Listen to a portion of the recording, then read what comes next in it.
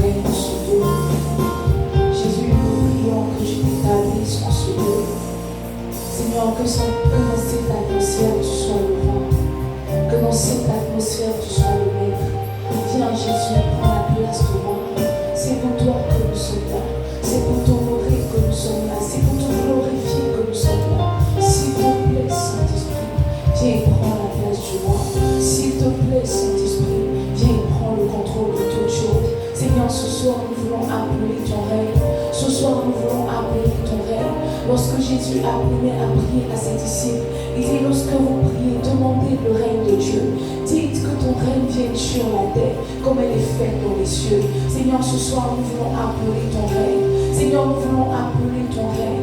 Seigneur, nous voulons appeler ton règne. Que ton règne vienne en ce lieu. Que ton règne vienne au milieu de nous. Que ton règne vienne et s'établisse dans nos cœurs, dans nos vies. Oui, Jésus, nous te voulons. Oui, Jésus, nous te désirons. Seigneur, nous te voulons encore et encore. Ce que nous avons goûté de toi n'est pas suffisant. Ce que nous avons appris de toi n'est pas suffisant. Ce que nous avons vu de toi n'est pas suffisant. Seigneur, ajoute-nous encore une onction. Ajoute-nous encore de la connaissance. Ajoute-nous encore de l'onction. Seigneur, fais-nous du bien ce soir. Saint-Esprit, viens nous faire du bien ce soir. Alors que nous nous tenons dans ta présence, Seigneur, nous nous soumettons à ta grâce. Nous nous soumettons à ton atmosphère. Nous nous soumettons à ta présence. Viens, parle-nous. Viens, instruis-nous, Seigneur. Viens nous révéler les choses que nous ne savons pas, les choses que nous ne connaissons pas. Merci, Jésus, pour ta grâce. Merci, Jésus, pour ta fidélité. Merci, Saint-Esprit, pour ton amour. Parce que la fin d'une chose vaut mieux que son commencement.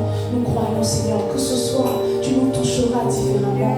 Que ce soir, tu nous visiteras différemment. Que ce soir, tu feras quelque chose de nouveau, quelque chose d'étrange, quelque chose d'extraordinaire.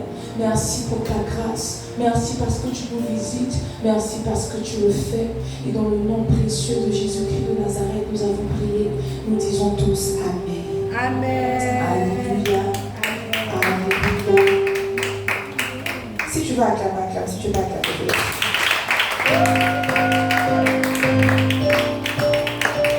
alors, salut ton frère, salut ta soeur. Dis-lui bonsoir, souhaite-lui bonne arrivée. Dis-lui bonne arrivée dans la présence de Dieu. C'est une joie de te voir vivant. Amen. Dis-lui, c'est une joie de te voir vivant. C'est une joie de te voir vivant. Dis-lui bien, c'est une joie de te voir vivant. C'est une joie de te voir vivant. J'avais déjà vu des gens, j'avais déjà vu que les gens étaient morts, mais j'avais jamais vu les gens mourir en live. C'est étrange, c'est extraordinaire. Vous avez vu les gens calcinés là? Vous avez vu le monsieur qui essayait de s'en sortir, qui n'a pas pu s'en sortir, il a quand même prié. Tu as tout posé, c'est une grâce d'être en vie. C'est une grâce d'être en vie. Peut-être que tu n'as pas mangé, mais c'est une grâce d'être en vie. C'est une grâce d'être en vie.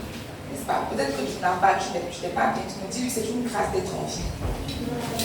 Dis-lui bien, c'est une grâce d'être en vie. C'est une grâce d'être en vie. Alors, mais homme de Dieu, tu vas mettre ta soeur derrière quand même. Mets ta soeur devant. On acclame le Seigneur pour le pasteur Joël Akali.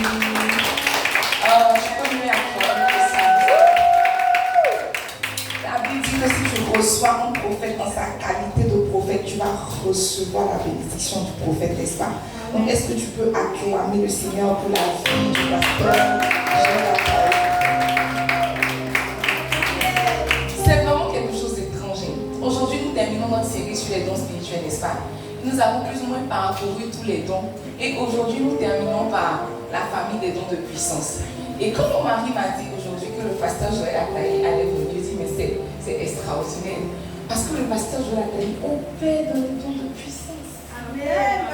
En fait, tu aurais dû t'asseoir auprès de lui. Tu aurais dû t'asseoir auprès de moi.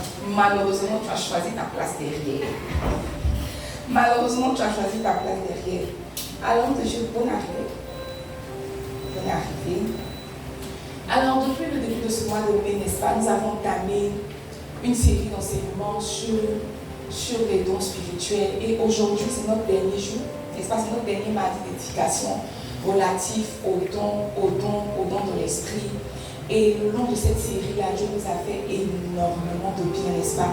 Dieu nous a fait énormément de bien et nous voulons achever dans sa gloire et dans sa présence. Alors prends ta Bible dans le livre de 1 Corinthiens 12. verset 7 au verset 10, c'est l'apôtre Paul qui parle des dons spirituels et il dit, or à chacun, la manifestation de l'esprit est donnée pour l'utilité commune. Verset 8, en effet, à l'un est donné par l'esprit une parole de sagesse, à l'autre une parole de connaissance selon le même esprit. Verset 9, à un autre la foi par le même esprit, à un autre le don des guérisons par le même esprit. Verset 10, à un autre le don d'opérer des miracles, à un autre la prophétie, à un autre le discernement des esprits, à un autre la diversité des langues et à un autre l'interprétation des langues. Alors la première semaine, nous avons posé les fondements, n'est-ce pas? Nous avons posé les bases, nous avons plus ou moins parlé, expliqué, situé le contexte ou la raison pour laquelle Dieu nous équipe de ces dons.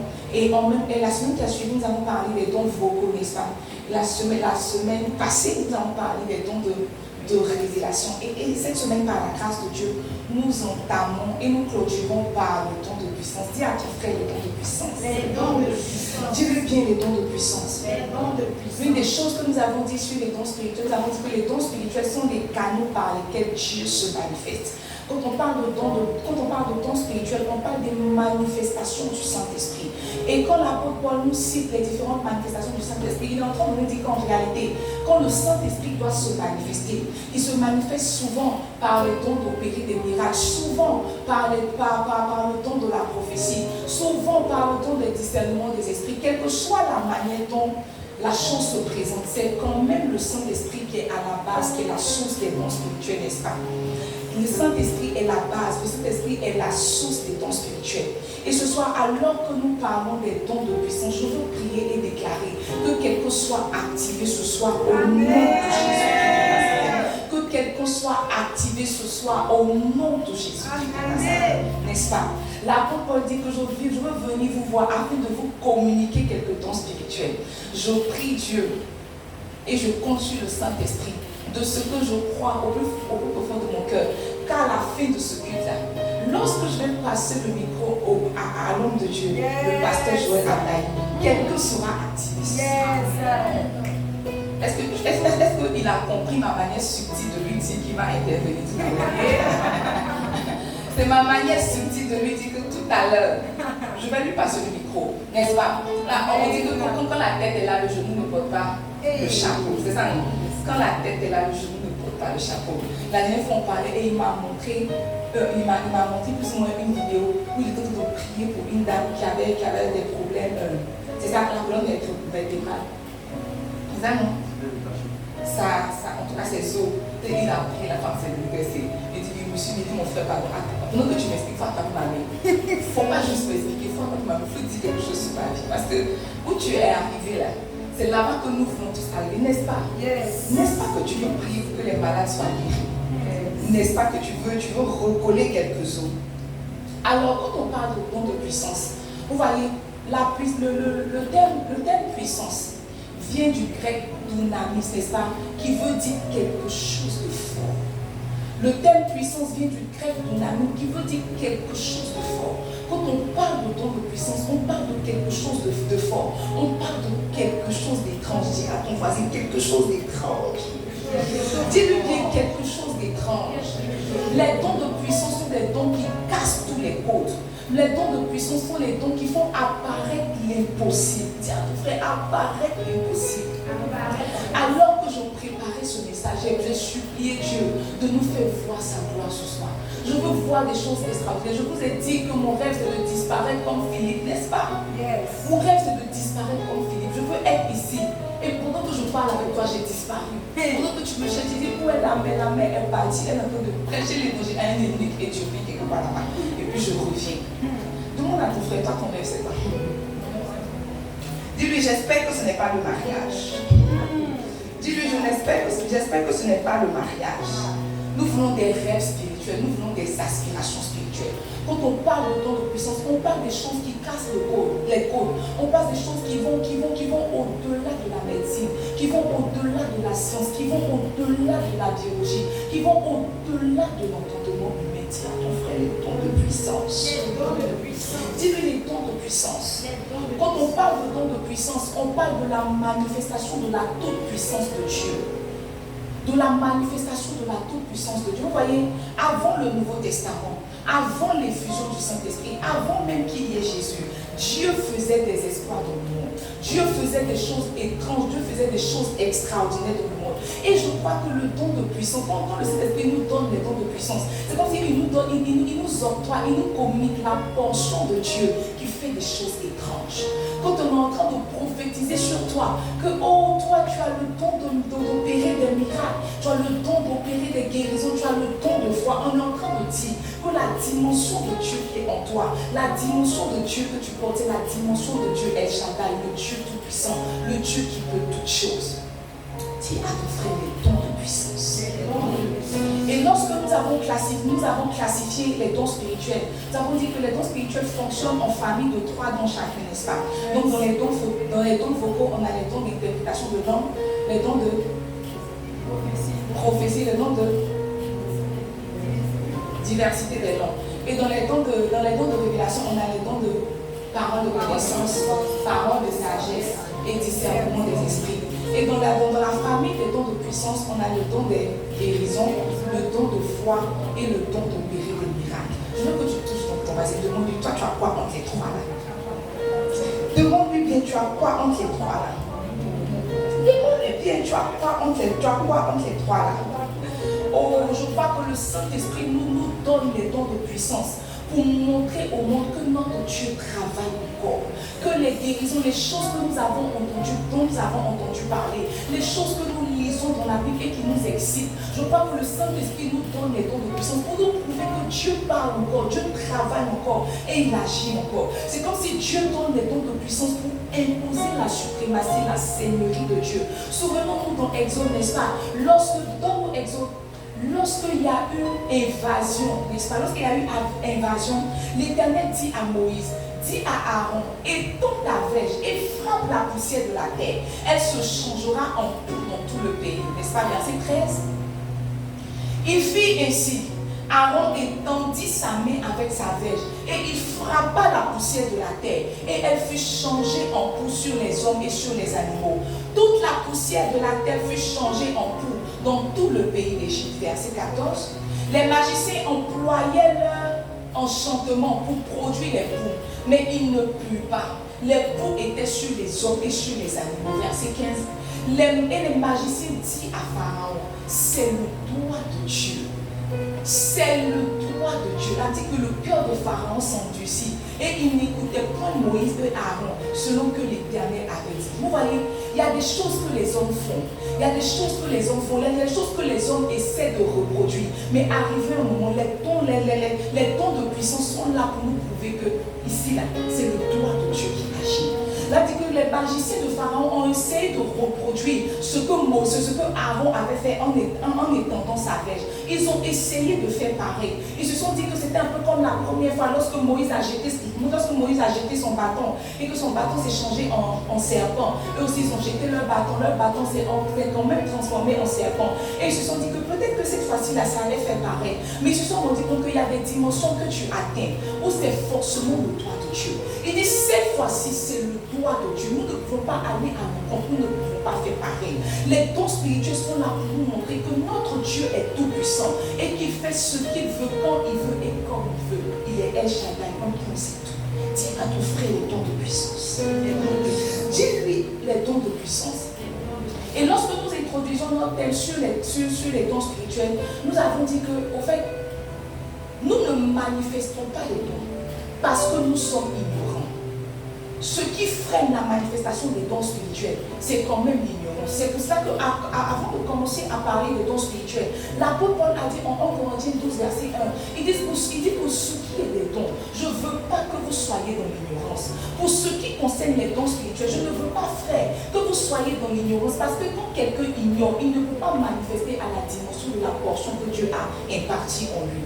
Et ce soir, parce que nous ne voulons pas être dans l'ignorance, nous voulons décortiquer don après don, les dons eux leur spécificité. Parce que certainement tu sais que dans la famille des dons de puissance, il y a le don des guérisons, il y a le don de foi, il y a le don d'opérer des miracles. Mais tu as juste ces informations-là, tu ne les connais pas profondément en long et en large. Dis à ton frère que c'est pour ça que nous sommes là ce soir.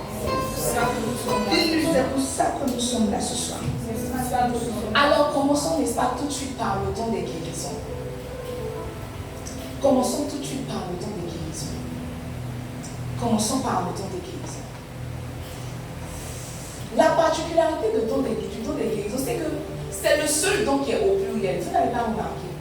Tous les dons sont au singulier. Le don des guérisons est le seul don qui est au pluriel. Et avant que je faisais mes recherches, je me demandais mais pourquoi tous les dons sont singuliers et que ce seul don-là est au pluriel. Je me suis rendu compte que, au fait, c'est parce qu'il y a la guérison à différents niveaux. La Bible dit que nous hommes, nous sommes des êtres tripartites, n'est-ce pas? Corps, âme et esprit. Tu es là assis devant moi, mais dans toi, quand on voit ton toi, il y a ton corps, il y a ton âme, il y a ta partie spirituelle, il y a ta partie esprit.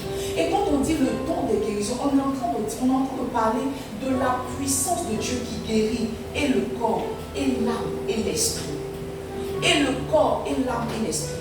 Si tu dois donner une définition au don des guérisons, je veux que tu notes que le don de guérison, c'est la dimension de Dieu, la dimension de la puissance de Dieu qui affecte et le corps, et l'âme, et l'esprit. Quand on parle de don de guérison, on sait tout de suite qu'il y a maladie. Quand on parle de don de guérison, on sait tout de suite qu'il y a maladie. Vous voyez, en préparant ce message, je me suis rendu compte qu'il y a des choses que nous manifestons, mais que nous ignorons. Parce que quand on parle de don de guérison, tout de suite, tu vois dans ton esprit la partie où tu imposes la main peut-être à un malade et le malade guérit. Mais tu vois, c'est pas parce que tu as prié pour un malade que ses os ne se sont pas reconstitués que tu n'as pas le don de guérison. Il se pourrait que la dimension du don de guérison que tu as, c'est la dimension qui guérit l'âme. Il se peut que la dimension du don de guérison qui t'a été impartie, c'est la dimension qui guérit l'esprit. Et il se peut que la dimension du don de guérison que tu manifestes est la dimension qui guérit le corps. Ce qui veut dire que si on t'annonce que tu as le don de guérison, ce n'est pas forcément quand tu imposes les mains à un malade et que le malade, le palu le quitte ou bien la fièvre le quitte, que forcément c'est le don. Peut-être que toi, ton don se manifeste dans la guérison des âmes, de l'âme. Est-ce que tu ne connais pas des personnes, quand elles te parlent, tu sens comme s'il y a de l'eau qui sont versées sur ton âme. Tu n'as jamais rencontré des gens comme ça. Peut-être qu'ils ne peuvent pas imposer, ils ne peuvent pas t'imposer les mains pour chasser ta fièvre, comme Jésus a fait à la belle main de Pierre. Mais tu vois, quand ils s'asseyent avec toi, tu viens les rencontrer, tu passes par les tourments. Et quand ils s'asseyent et que le don est en train de se manifester, tu ressens de leur présence soulagé, tu ressens de leur présence, guérie. C'est une manifestation du don de guérison, mais qui touche là. Demande à ton voisin doucement, le don de guérison, tu l'as. Demande-lui le don de guérison, tu l'as. Peut-être que tu n'as pas encore guéri un malade, mais peut-être que tu as déjà parlé à quelqu'un et son âme a recouvré la vie, n'est-ce pas? Peut-être que toi tu parles aux gens, dont leur âme ne guérisse pas, mais quand tu imposes les mains aux malades, les malades guérissent. Demande à ton voisin, le don de guérison, tu l'as. Il faut lui demander, le don de guérison, tu l'as. Et si tu ne l'as pas, tu as quoi?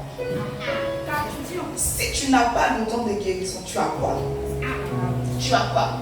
Je crois que de même qu'il y a des spécialités dans le corps médical, c'est comme ça qu'il y a des spécialités dans les manifestations du don de guérison. Quand quelqu'un finit la médecine, il a le choix, soit d'être généraliste, soit d'être pédiatre, n'est-ce pas? Soit d'être cancérologue, soit d'être urologue. Donc il choisit sa spécificité. Je crois que de la même manière qu'il y a des spécificités dans le corps médical, c'est comme ça qu'il y a des spécificités dans le don de guérison. En fait, je te dis ça pourquoi? Parce que je ne veux pas que un complexe naisse dans ton cœur. Parce que quand on t'a dit que tu as le don de guérison et que ta main a tremblé, tu t'es dit que tu allais partir au chute de Cocody pour prier pour les malades. Et le malade pour lequel tu as prié est décédé, tu t'es découragé. Tu n'as pas cherché à savoir quelle portion, sinon quelle manifestation du don de guérison tu as.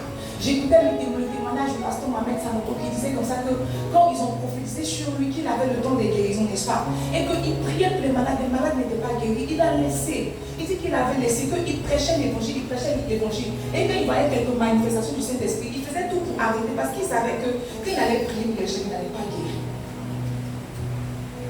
Quand il allait prier pour les gens, il n'allait pas guérir. Est-ce que c'est ton cas ce soir? Est-ce que tu as déjà prié pour quelqu'un? Tu es parti avec tout ton chargement, tu es parti prier, puis tu as vu que la personne pour laquelle tu as prié, quand elle te rend le témoignage, elle dit que je suis venue, j'avais la migraine, mais quand tu as prié pour moi, ma respiration s'est je suis venue avec la migraine. Je suis venue avec la migraine, mais quand tu as prié pour moi, au fait, ça s'est accentué. En fait, tu as accéléré, mais pas vers le tombeau. Et ça t'a découragé ta foi à prier, où tu t'es dit que toi, tu n'as pas la manifestation du don. Dis à ton voisin, arrête ça. Dis-lui, arrête ça. Arrête ça. Tu vois, le don de guérison, c'est la main puissante de Dieu contre tout type de mal. La main puissante de Dieu contre tout type de mal. Je ne sais pas quelle maladie la main puissante de Dieu ne peut pas guérir. Maintenant, je veux faire une petite nuance. Il y a une différence entre le don de guérison et la capacité que le Saint-Esprit, que Jésus, pardon. Il y a une différence entre le don de guérison, et la capacité que Jésus nous a donnée de déposer les mains aux malades, n'est-ce pas? Donc, dans Marc 16, il a dit, Marc 16, verset 17, voici les miracles qui accompagneront ceux qui auront cru. En mon nom, ils chasseront les démons. Ils parleront de nouvelles langues. Allons. Ils saisiront des serpents. S'ils boivent quelques breuvages mortels, il ne leur fera point de mal. Ils imposeront les mains aux malades et les malades seront guéris. Il y a une différence entre le don des guérisons et la capacité que Jésus a donnée à tout croyant d'imposer les mains aux malades et de les guérir. Tu vois, la capacité que Jésus nous a donnée d'imposer les mains aux malades et de les guérir vient de la foi. Il dit que, c'est ce qu'il dit, voici les miracles qui accompagneront ceux qui auront cru. Reviens sur le verset 17.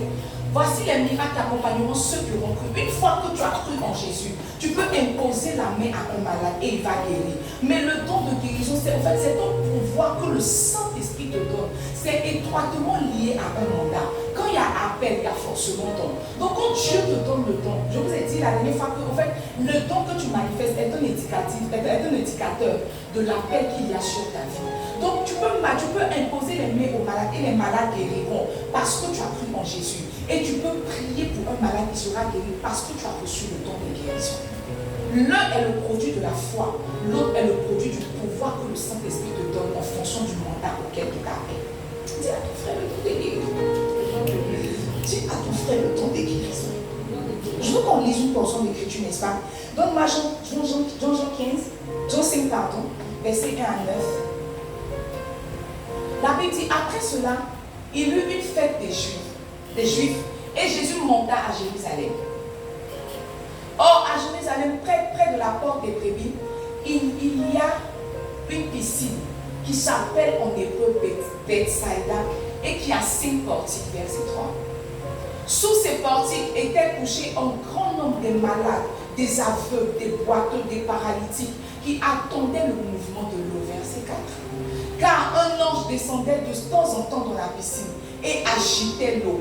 Et celui qui y descendait le premier, après que l'eau avait été agitée, était guéri, quelle que fût sa maladie. Verset 5. Là se trouvait un homme malade depuis 38 ans. Verset 6. Jésus, l'ayant vu coucher et sachant qu'il était malade depuis longtemps, lui dit, veux-tu être guéri? Le malade répondit, Seigneur, je n'ai personne pour me jeter dans la piscine quand l'eau est agitée. Et pendant que j'y vais, un autre descend avant moi. Verset 8. Lève-toi, lui dit Jésus. Prends ton lit et marche. Aussitôt, cet homme fut guéri. Il prit son lit et marcha. Vous voyez, la particularité du don de guérison, c'est qu'il n'est pas fonction d'une ordonnance médicale. C'est Dieu qui parle, qui te donne une instruction. Lève-toi, prends ton lit et marche. Quand on parle de don de guérison, parce que très souvent, ce que nous faisons, nous disons que je suis un peu malade, n'est-ce pas? Je vais prendre du Doliprane, je vais prendre de l'aspirine, et tu prends ton Doliprane, tu imposes les mains à ton Doliprane, et tu bois, tu dis que Jésus m'a guéri. Ça, c'est pas le don de guérison. Le don de guérison n'a pas besoin d'une intervention quelconque. Le don de guérison, c'est le Saint-Esprit qui entre en action pour t'octroyer la guérison divine. Lorsque Jésus est rentré en contact du malade de la piscine de Bethsaïda, et que le gars conjuguait, il disait que je n'ai personne pour me soulever, quand l'ange est nul, je n'ai personne pour me jeter dans la piscine. Là, mais veux-tu être guéri? Prends ton lit, marche. C'est pas prends ce petit comprimé là, prends le matin, midi, soir. Jésus n'est pas un médecin de ce type-là. Lui, il leur donne que la maladie disparaît au nom de Jésus. n'est-ce pas? Donc le don de guérison n'a pas besoin d'intervention de médicaments. Là, dit que lorsque Jésus est entré dans la maison de Pierre, n'est-ce pas? Et qu'il partait, je sais faire quoi? Il partait, il est venu trouver la belle-mère de Pierre couchée. Et les gens ont intercédé en sa faveur. Là, dit qu'il s'est approché de la dame. Il a chassé la fièvre, elle s'est levée, elle est partie suivre. Il n'a pas dit que, oh, belle maman, prends comme tu as un peu de rhumatisme, c'est le rhumatisme là qui fait chauffer ton corps. Prends ce comprimé-là, un matin, un le soir, un à midi. Et puis elle se lève, elle dit, oh, Jésus est puissant, Jésus m'a guéri. Ça, ce n'est pas le don de guérison. Le don de guérison n'a pas besoin de ce genre d'intervention. Quand le Saint-Esprit entre en action, il t'octroie la guérison divine. Amen. Amen. Amen. Amen. Amen. Amen. Alors, si tu dois retenir quelque chose du don de guérison, c'est que le don de guérison, c'est la main puissante de Dieu qui guérit. Sans aucune intervention, sans une intervention quelconque, c'est la main de Dieu qui entre en action et qui te guérit de tous tes maux. Tu dois retenir aussi que le don des guérisons n'est pas pareil à la capacité que nous avons de poser les mains aux malades et de les guérir. À la capacité que nous avons de poser les mains aux malades et de les guérir, n'est-ce pas? Passons au don de foi. Le temps nous combat, mais Dieu est avec nous. Dis à ton frère le don de foi. Dis-lui le don de foi. Dis-lui le don de foi. Note que le don de foi est une ferme assurance manifestée en temps de crise. Le don de foi est une ferme assurance manifestée en temps de crise. Le don de foi est une ferme assurance manifestée en temps de crise. Vous voyez, une personne qui manifeste le don de foi est toujours dans le réconfort, est toujours en train de dire tout va bien. Malgré que la situation soit chaotique, malgré qu'on ne voit pas d'issue. C'est comme s'il y a une foi qui naît de ton cœur, qui te fait déclarer que tout va bien. On se souvient de la tsunami, n'est-ce pas? Donne-moi un roi. La Bible dit que son fils était décédé. Et elle ne s'est pas éprise de panique. Non. Elle a tout de suite demandé à son mari de donner le char. N'est-ce pas? Donne-moi un roi. 2 Rois 4, verset 18. La Bible dit que Élisée avait prophétisé que la dame, l'année prochaine, à la même époque, elle aurait son enfant, n'est-ce pas? Elle a eu son enfant. Et l'enfant grandit. Et un jour qu'il était allé trouver son père vers les moissonneurs, verset 19, il dit à son père, ma tête. Le père dit à son serviteur, porte-le à sa mère. Le serviteur l'emmena à sa mère. Et l'enfant resta sur les genoux de sa mère jusqu'à midi. Puis il mourut. Verset 21.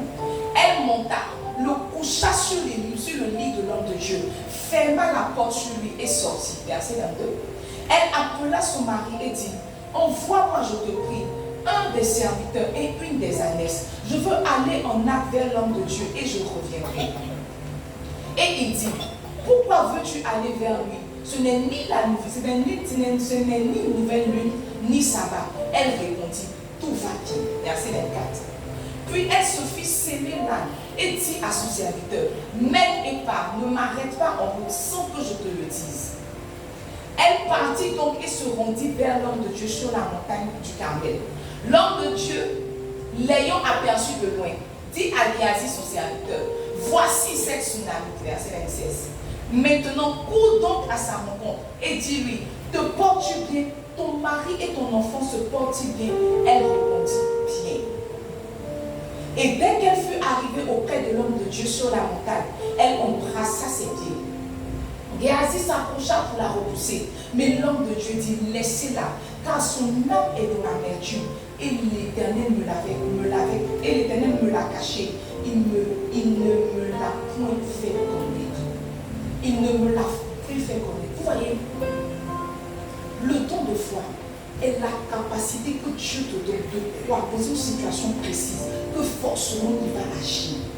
Là, dit que son enfant était décédé. En tant qu'une femme qui n'avait pas d'enfant, c'était son premier et son dernier enfant, son unique enfant, que tu entends que celui que tu as tant cherché est venu et que tu apprends qu'il est décédé, normalement, la réaction naturelle, ce n'est que tu tombes dans l'émotion et que tu commences à te jeter comme les femmes l'étaient. Mais elle n'a pas fait ça. La dit que son mari a demandé, pourquoi est-ce que tu veux aller vers l'homme de Dieu? Elle dit, chérie, tout va bien. Parce qu'elle avait la ferme assurance que celui qui a fait la promesse est fidèle et que Dieu ne peut pas lui donner un enfant pour ensuite le lui arracher. Elle dit à son mari que tout va bien, que quelqu'un foi. Il nage à compte courant. Il sait que la situation est bizarre. Il sait que la situation est étrange, mais il est convaincu dans son cœur. C'est comme si le Saint-Esprit met dans son cœur que forcément là, Dieu va agir.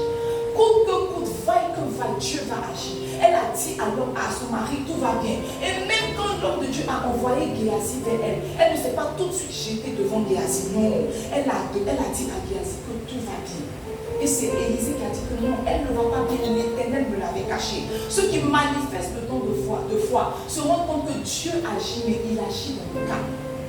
Dieu agit, mais il agit dans le calme. Il n'agit pas lorsque nous sommes tourmentés. C'est comme si ce don-là vient avec une certaine paix. Ce don-là vient avec une certaine assurance. Quand tu manifestes le don de foi, ton cœur n'est presque jamais troublé. Ton cœur n'est presque jamais troublé. Demande à ton voisin ce dont tu l'as. Demande-lui ce dont tu l'as. Est-ce que tu as déjà manifesté ce don? Vous voyez, ce don se manifeste dans des situations ponctuelles. Dans des situations ponctuelles. Elle dit, tout va bien. Tout va bien. Tout va bien. Moi, j'ai 3 enfants.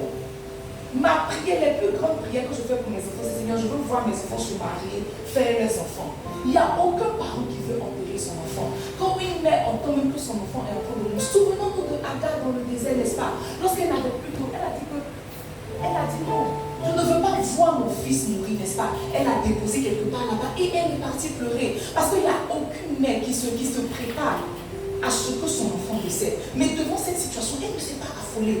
Elle dit tout va bien. Elle dit tout va bien. Dis à tout va bien. Tout va bien. Dis-lui tout va bien. Dis-lui tout va bien. Là où on dit que c'est impossible, là où on dit que c'est bizarre, ce don-là te dit dans ton être intérieur que tout va bien. Souvenons-nous de la femme à la perte de sang. J'aurais médité cette portion d'écriture et je me suis rendu compte qu'il y a des gens qui ont manifesté ce don-là. Peut-être que nous ne savons pas que c'était ce don-là, mais c'est étrange. Elle a dit que quand elle a vu Jésus, elle s'est dit en elle-même. C'est comme s'il y a quelque chose qui est né dans son cœur, une foi, une assurance qui est née dans son cœur. Elle s'est dit en elle-même que si je peux le toucher, je serai guérie. Elle s'est dit en elle-même, c'est comme si une assurance est née dans son cœur de ce qu'une fois qu'elle serait en contact avec Jésus, elle recevra la guérison. Le don de foi. Dis à ton frère le don de foi. Dis à ton frère le don de foi. Dis-lui bien le don de foi. Dis-lui bien le don de foi. Le don de foi. Le don de foi est toujours accompagné de la paix de Dieu. Maintenant, tu vois, ne fais pas d'amalgame entre le don de foi et la foi que Dieu nous donne. La foi que nous avons pour accepter Jésus, n'est-ce pas? La foi que nous avons pour croire que Jésus reviendra nous chercher et qu'il est parti nous préparer des places dans les cieux. Ça, c'est la foi basique. La foi basique te donne d'espérer dans les promesses de Jésus. La foi basique te donne de croire fermement en une parole que Dieu t'a donnée. Dernièrement, je suis en train de méditer sur la foi et je me suis rendu compte que la foi n'est même pas ce que tu crois forcément. La foi se base sur les promesses que Dieu t'a faites. En d'autres termes, s'il n'y a pas de promesse, ta foi est nulle. S'il n'y a pas de promesse, ta foi est nulle. La foi naturelle, la foi simple se base sur les promesses que Dieu nous a faites. Mais vous voyez, c'est comme si le don de foi contraint Dieu à agir dans une certaine dimension. Le don de foi, c'est comme si le don de foi prépare le miracle et la manifestation de Dieu. La femme à la perte de sang s'est dit, elle n'a même pas besoin de la participation de Jésus. Elle s'est dit en elle-même que si elle peut le toucher à cause de cette manifestation de don, là dit que Jésus a senti que quelque chose lui avait été retiré. Si quelqu'un manifeste le don de foi, il peut atteindre des dimensions étranges. Il peut surfer dans des dimensions étranges. La Bible, quand Jésus faisait toujours la plupart des miracles que Jésus faisait, il disait quoi? Ta foi t'a sauvé, ta foi t'a sauvé, ta foi t'a sauvé. En d'autres termes, il y a certaines manifestations de Dieu que tu ne vis pas parce que tu n'as pas une grande foi. Parce que tu n'es pas encore entré dans la dimension du don de la foi. Elle s'est dit en elle-même. Qu'est-ce que tu te dis en toi-même? Elle s'est dit en elle-même. Attends, tu te dis quoi en toi-même? Tu te dis quoi en toi-même? Tu te dis quoi en toi-même? Tu te dis quoi en toi-même? En fait, c'est comme si ceux qui ont le don de foi savent que d'une manière ou d'une autre, Dieu va agir. Ils savent d'une manière ou d'une autre que Dieu va agir. Ils savent. C'est-à-dire que alors que Abraham allait sacrifier son fils sur le mont Moriah, arrivé un moment, l'enfant se calme, il dit que mais papa, on a l'Holocauste, n'est-ce pas? Donne-moi Genèse 22. C'est Genèse 22. Donne-moi Genèse 22. La Bible dit que alors Isaac parlant à Abraham, son père, dit papa, mon père. Il répondit, me voici mon fils. Isaac reprit, voici le feu et le bois. Mais où est l'agneau pour l'Holocauste? La réponse de Abraham est étrange. Il dit, mon fils, Dieu se pourvoira lui-même de l'agneau pour l'Holocauste. Et ils marchaient tous les deux ensemble. Abraham savait dans son sein que forcément Dieu allait pouvoir. Il dit, mon fils, Dieu se pourvoira lui-même pour l'Holocauste. Moi, je crois que c'est cette déclaration de Abraham qui a fait apparaître le bélier sur la montagne. Je crois que c'est cette déclaration de Abraham qui a caché le bélier quelque part là-bas dans le creux. Il dit, Dieu se pourvoira lui-même. Quand tu as fini d'annoncer que Dieu se pourvoira lui-même, Dieu est contraint, Dieu est obligé de se pourvoir. Parce que tu as déjà dit à l'enfant que Dieu se pourvoira. Il pouvait dire à Isaac, c'est toi l'Holocauste. Il pouvait dire à Isaac, c'est toi l'Holocauste, mon fils, laisse-toi se faire. Il savait comment il allait le blaguer, il ne sait pas. Il pouvait lui dire que, ah, c'est toi. Prépare ton cœur, on s'en va, il ne faut pas crier. Quand il te met, tais-toi, brûle, meurs, va. Dis non, Dieu se pourvoira. Dis à ton frère, Dieu se pourvoira. Dis-lui, Dieu se pourvoira. Je veux aller rapidement, n'est-ce pas, pour laisser l'homme de Dieu prier pour nous et nous communiquer ces dons spirituels. Parce que le temps est notre ennemi. Le temps est notre ennemi. Passons au don d'opérer des miracles, n'est-ce pas? Il est déjà 21h. Et l'homme de Dieu va prier pour nous. N'est-ce pas, l'homme de Dieu? L'homme de Dieu est l'homme de Dieu est humble. Il y a l'homme de Dieu est humble. L'homme de Dieu est humble. Donne-moi Jean 11. Donne-moi Jean 11. Ma soeur, allons rapidement, nous voulons tomber sur ça. Jean 11, verset 39. Avec vous. Il s'agit de Lazare de Béthanie, n'est-ce pas? L'ami de Jésus qui est mort et enterré. Et Jésus arrive. On lui dit que ton ami est mort. Marthe fait son funérail, Marie fait son funérail, n'est-ce pas? Et donc Jésus essaie de les consoler, tout. On le conduit devant la tombe de Lazare. Et Jésus dit, ôtez la pierre. Marthe, la sœur du mort, lui dit, Seigneur, il sent déjà, car il y a 4 jours qu'il est là. Seigneur, il sent déjà, car il y a 4 jours qu'il est là. Verset 40. Jésus lui dit, ne t'ai-je pas dit que si tu crois, tu feras la gloire de Dieu. Verset 41. Ils ôtèrent donc la pierre et Jésus leva les yeux en haut et dit, Père, je te rends grâce de ce que tu m'as exaucé. Verset 42. Pour moi, je savais que tu m'exauces toujours, mais j'ai parlé à cause de la foule qui m'entoure, afin qu'ils croient que c'est toi qui m'as envoyé. Ayant dit cela, il cria d'une voix forte, Lazare, sort. Verset 44. Et le mort sortit, les pieds et les mains liés de bandes, et le visage enveloppé d'un linge. Jésus leur dit, déliez-le et laissez-le aller. C'est étrange. Quand on parle du don d'opérer des miracles, on parle de la main de Dieu qui accomplit des choses qui dépassent l'entendement. De la main de Dieu qui accomplit des choses extraordinaires. Un mort depuis 4 jours. La Bible dit que Marie a rappelé à Jésus qu'il est là depuis 4 jours. Et qu'une personne enfermée dans un tombeau, une personne enfermée dans la chaleur, normalement au 4e jour, le corps est déjà en putréfaction. Le corps a déjà commencé à pourrir. Que ce n'est pas sûr que tu retrouves le corps en l'état dans lequel on l'a mis. Jésus, il sent déjà. Jésus lui a dit, ne t'ai-je pas dit que si tu crois, tu feras ma gloire. Et il se tient devant le tombeau. Il dit, Lazare sort. La Bible dit que le mort sortit. Le mort est sorti. Le mort est sorti. Le mort est sorti. Il dit que maintenant, comme il est sorti, déliez-le et laissez-le s'en aller. Quand on parle du don d'opérer des miracles, on parle de la dimension de Dieu qui fait des choses étranges, qui fait des choses extraordinaires. J'ai écouté le témoignage du prophète Tatou. Il expliquait comme ça il disait que Dieu lui avait donné ce don-là. Et il expliquait donc, quelques manifestations de ce don qu'il a opéré. Et il expliquait comme ça qu'il avait une de ses filles quelque part dans une ville. Quelque part dans une ville là-bas. Et donc, il était en train de prophétiser. Et c'est comme si Dieu a ouvert son esprit que l'ampoule de sa fille dans sa maison ne marche pas. Et il a donné une parole, l'ampoule là-bas s'est allumée.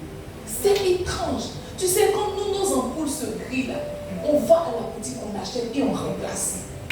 C'est étrange, en fait ça va au-delà de l'entendement. Il a déclaré une parole et l'ampoule s'est allumée. Je vous ai dit, je lisais le livre du pasteur Aydin Ambala, n'est-ce pas? Du pasteur Aydin Ambala. La Bible dit que, pas la Bible, pardon, le livre disait comme ça que il y a une de ses filles qui était venue le voir pour dire que depuis là, elle ne fait que faire des garçons. Elle ne fait que faire des garçons. Et son mari lui a dit que cette fois-ci, si l'enfant qu'elle accouche est un garçon, il va la répudier. C'est quelle femme qui fait les garçons.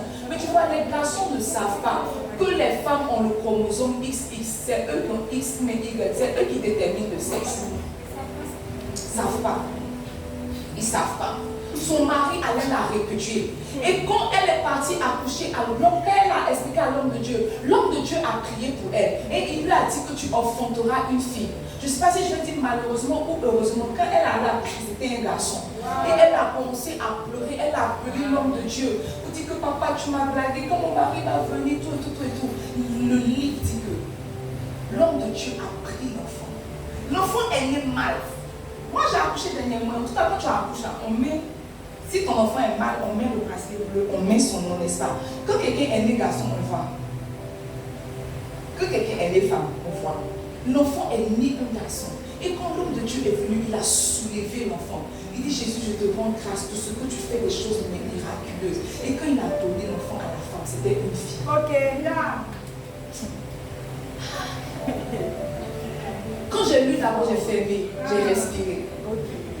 Il dit, mais que nous, on est en train de faire quoi? On fait quoi? On fait quoi? À cause des mal de tête qui a été guéri, on a célébré Jésus quand tu as fait fric. Il a soulevé l'enfant, garçon, quand il a donné à sa maman, c'était une fille, dépendante à l'hôpital. Il expliquait comme ça qu'il partait baptisé avec Benson Idaosa, n'est-ce pas? Dans un lac, mais dans un fleuve. Il partait baptisé. Tu veux que je change? Il partait baptisé dans un lac ou dans un fleuve, je ne sais pas. Et quand il partait baptisé, les gens lui ont dit que ici, là, c'est le fleuve des crocodiles. Ici, là, c'est le fleuve des crocodiles. Vous ne pouvez pas baptiser là-bas. Il dit que, bon, je ne sais pas si c'est lui qui dit, mais celui qui racontait l'histoire dit que Benson Idaosa est rentré dans l'eau. Quand il a prié, les crocodiles là sont sortis. Ils ont fait le baptême. Quand ils sont sortis de l'eau, les crocodiles sont revenus. Des choses qui dépassent l'entendement. Des choses qui dépassent l'entendement. Les disciples sont, je ne sais pas si je vais dire sur le lac ou sur la lagune. Ils voient un gars ou dans la mer, je ne sais pas. Ils voient un gars pendant qu'il y a la tempête. Ils voient quelqu'un qui est en train de marcher sur la mer. Ils se disent que, s'ils étaient sur la terre, ils allaient fuir. Mais comme ils sont dans la mer, ils ne peuvent pas aller devant, ils ne peuvent pas aller en arrière. Ils étaient pris de peur. Jésus dit, ne vous effrayez pas, c'est moi. Ne vous effrayez pas, c'est moi. En fait, vous n'avez pas encore goûté cette dimension de moi. Vous n'avez pas encore expérimenté cette dimension de moi qui fait des espoirs. Alors la Bible dit que Jésus marche sur l'eau. Jésus marche sur l'eau, il est en train de... Et puis Pierre dit, si c'est vraiment toi, ordonne que moi aussi je vienne vers toi. Et la Bible dit que Pierre commence à marcher l'eau. En fait, quand on parle du don d'opérer des miracles, on parle des choses qui défient la science. Qui défient la science. Comment est-ce que tu peux expliquer qu'un homme marche sur l'eau? Comment? La dernière personne qui s'est jetée du pont de Trècheville là, en tout cas on ne l'a pas retrouvé. Marcher, un homme qui marche sur l'eau, c'est étrange. Mais tu vois, c'est Dieu qui fait ça. Dieu fait ça pour montrer aux hommes, pour montrer au monde, mais pour montrer même à l'église que c'est lui Dieu. Dis à ton frère, c'est étrange. C'est étrange. Dis-lui, c'est étrange. C'est étrange. Dis-lui que c'est étrange. C'est étrange. Dis-lui, c'est étrange. Dis-lui que c'est étrange. Oh! Ce soir, je veux m'arrêter là, n'est-ce pas? Parce qu'on est pris par le temps. C'est pas ça. Je veux m'arrêter sur là. L'apôtre Paul dit que ma parole et ma prédication ne reposait pas sur des discours, n'est-ce pas? Mais sur une démonstration d'esprit et de puissance. Si plus ou moins on a donné l'idée générale, que l'homme de Dieu vienne nous donner l'idée finale. C'est pas ça. Que l'homme de Dieu vienne nous donner l'idée finale. Mais si l'homme de Dieu, si Dieu devait t'utiliser ce soir, commence par lui. Ne laisse pas le pasteur pour aller toucher les filles. Commence par le pasteur, n'est-ce pas? Alors ce soir, je veux qu'on reçoive l'homme de Dieu. Le pasteur de la famille.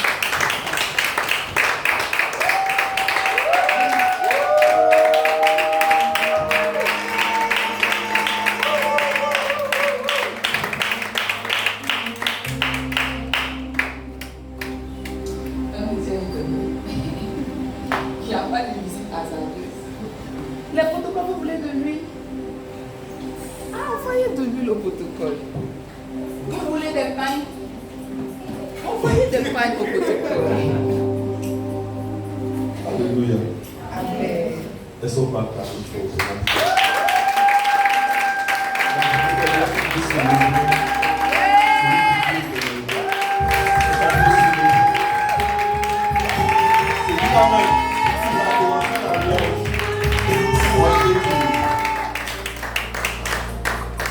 Alléluia. Amen. Alléluia. Amen. Je suis un peu surpris. Parce qu'au départ, je suis venu pour recevoir quelque chose. La dernière fois que je suis passé ici, je pense que c'était le mardi passé. Et je suis venu, j'ai été vraiment surpris et j'ai été boosté dans ma foi. Amen. J'ai été vraiment boosté par la qualité du travail que j'ai fait. C'est pourquoi je voudrais qu'ensemble, on puisse célébrer Dieu pour la vie du pasteur.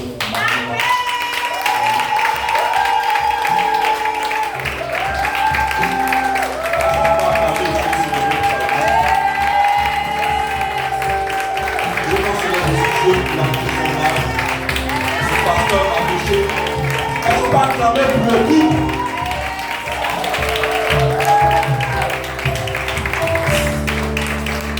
Alléluia.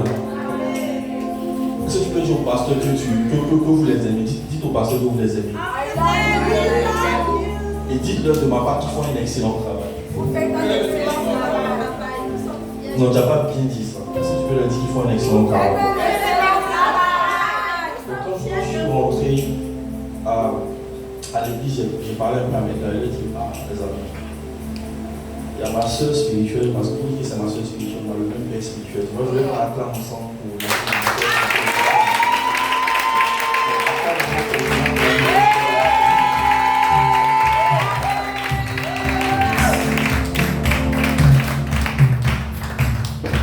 Donc, je leur ai dit qu'il y a ma soeur et son mari qui font un travail excellent. Et j'aimerais qu'on vienne essayer de copier. Ne pas tricher si plus fort que comme ça. Amen. Donc, la vie est importante. Il est important. Et moi, quand je vois quelque chose qui me plaît, quelque chose qui est excellent, j'aime copier ça. Et donc, je suis venu avec certains de mes responsables, avec la vidéo pour leur vie.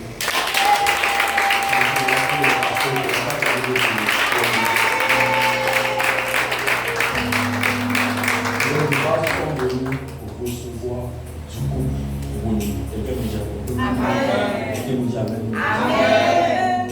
J'aimerais qu'il prie d'abord pour moi avant de. Et je vais nous recevoir cet esprit d'excellence. Quelqu'un me dit Amen. Et comme ils ont décidé que je puisse prier, que je vais essayer de prier, quelqu'un me dit Amen. Je peux, je la fais un peu. Tu vas juste dire merci.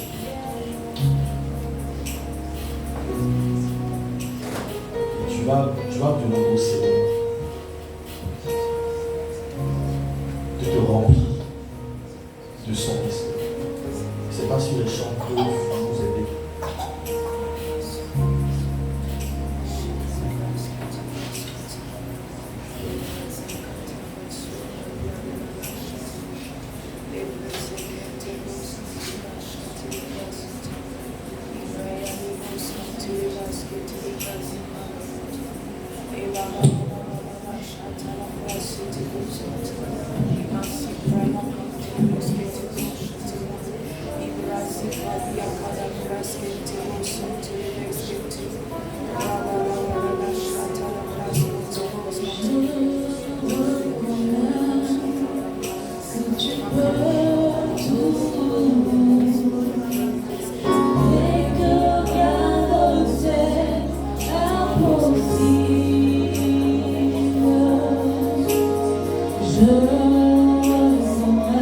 Est-ce qu'on peut monter?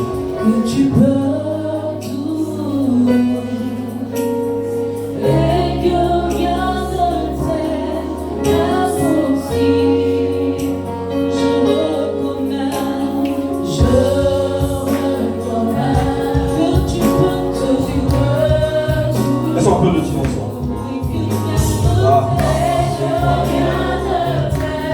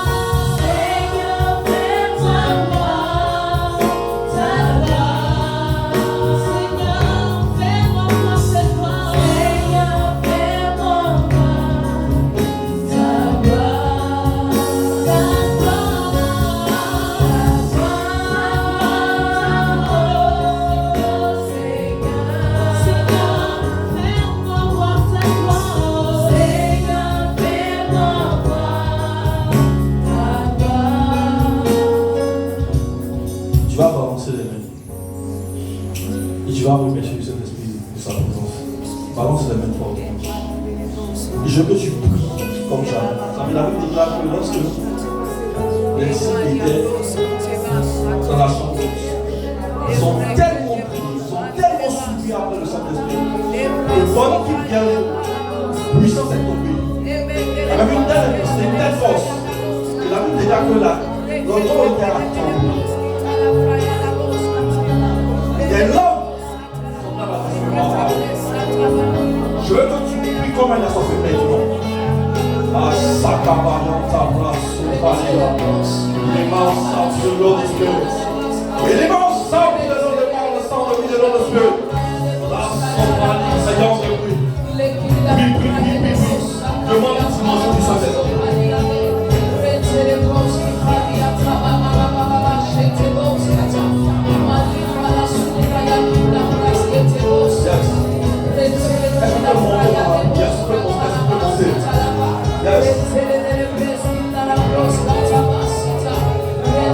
Demande une dimension étrange. Demande quelque chose de bizarre. Demande une onction. Demande une grâce.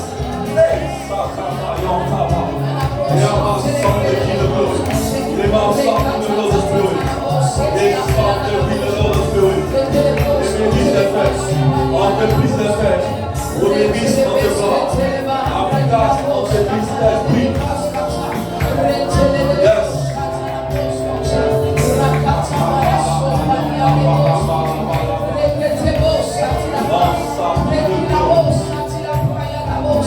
Est-ce qu'on peut monter encore? Demande une dimension étrange. Demande une dimension étrange. Demande une option. Demande quelque chose. Là, c'est l'église des fesses.